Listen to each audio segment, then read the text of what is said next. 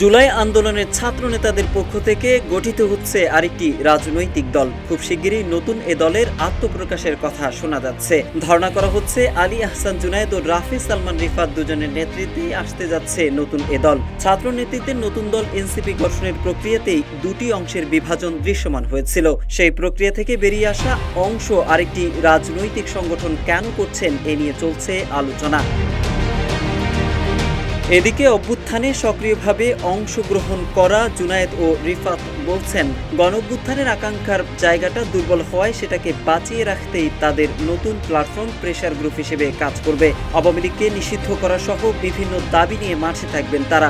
আলী আহসান জুনায়েদ ও রাফি সালমান রিফাত দুজনই ইসলামী ছাত্র শিবিরের ঢাকা বিশ্ববিদ্যালয় শাখার সভাপতির দায়িত্ব পালন করে এসেছেন, যদিও সে সময় ঢাকা বিশ্ববিদ্যালয় শিবিরের কমিটি প্রকাশ্য ছিল না।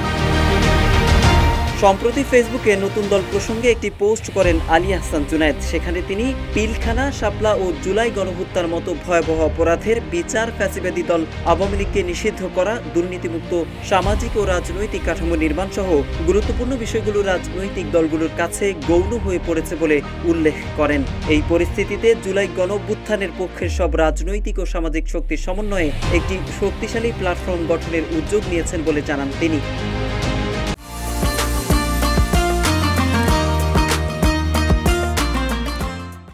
জুনায়েদ আরও লিখেছেন, জুলাই গণঅভ্যুত্থানের মাধ্যমে বাংলাদেশে যে বিপ্লবের সূচনা হয়েছে তাকে পূর্ণতা দেওয়ার লক্ষ্যে তারা দৃঢ় প্রতিজ্ঞ। নানা শ্রেণী পেশা ও বয়সের মানুষের পাশাপাশি বেসরকারি বিশ্ববিদ্যালয় ও মাদ্রাসা শিক্ষার্থীরাও সংগঠনটিতে যুক্ত থাকবেন বলেও জানান তিনি। এদিকে জুনায়েদের এই পোস্ট শেয়ার করে সমর্থন জানিয়েছেন রাফি সালমান রিফাত।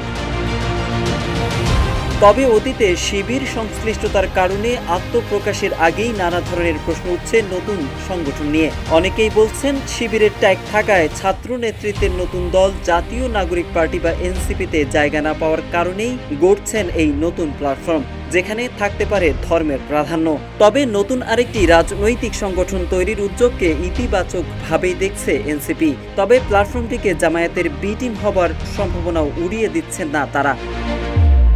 আলী আহসান জুনায়েদ জানান, সাম্প্রদায়িক সম্প্রীতির একটা রাষ্ট্র গঠনে তাদের সর্বোচ্চ চেষ্টা করতে হবে এবং সে লক্ষ্যেই কাজ করতে হবে, যাতে করে সব নাগরিকের আজাদির ব্যাপারটা, তাদের সম্মান বা ডিগনিটির ব্যাপারটা এবং তার অধিকার নিশ্চিতের ব্যাপারটা থাকে।